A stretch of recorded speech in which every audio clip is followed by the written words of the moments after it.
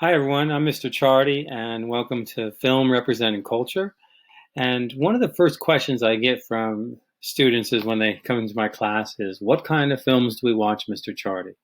And the answer to that question is, we watch culturally significant films, hence the title of the course, Film Representing Culture. Sometimes this is confusing to students because they think we watch nothing other than historical films or documentaries.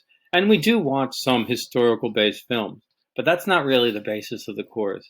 The basis of the course is show you films that had some kind of cultural influence on our society. So I'm going to give you an example of what a culturally impactful film is in a clip from one of my favorite films from May 1975, when it was originally released, directed by Steven Spielberg. His first big film, by the way, that really put him at the forefront in Hollywood, where he remains even to this day. And it was in large part because of this film, based on Peter Benchley's novel entitled Jaws. Now, this scene right here is a scene where we have the characters, Quint, played by Robert Shaw, Hooper, who's in the background here, played by Richard Dreyfuss, and Quint is talking to Chief Brody, who is played by Roy Scheider. Okay, they are talking about a historical incident that really occurred. However, it's mixed with fiction here because Quint puts himself in the equation on the Indianapolis. Okay, it's one of the more famous speeches from the film Jaws. And Jaws changed the way people went to the movies. Number one, before May of 1975, films in the summertime were not considered big box office. But that all changed in 1975 when Jaws was released. Ever since that time, big films have been released in the summer, and hence the summer blockbuster was created.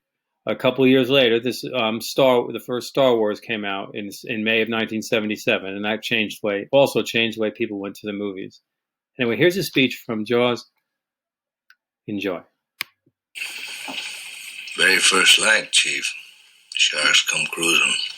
So we formed ourselves into tight groups. It's kind of like old squares in a battle, like you see on a calendar, like the Battle of Waterloo, and the idea was, shark comes the nearest man, that man he start pounding and hollering and screaming. Sometimes the shark would go away. Sometimes he wouldn't go away. Sometimes that shark, he looks right into you, right into your eyes.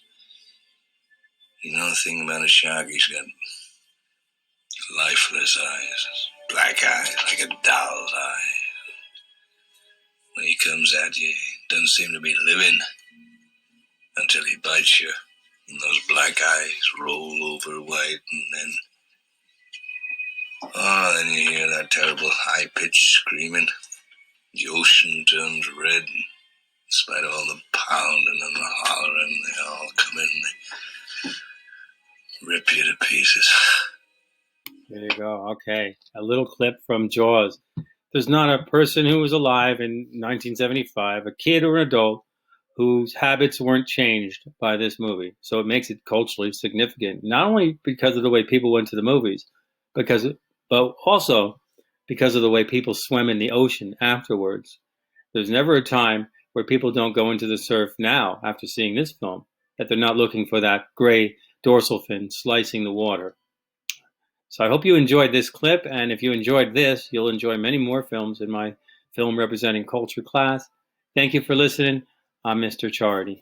Have a good day.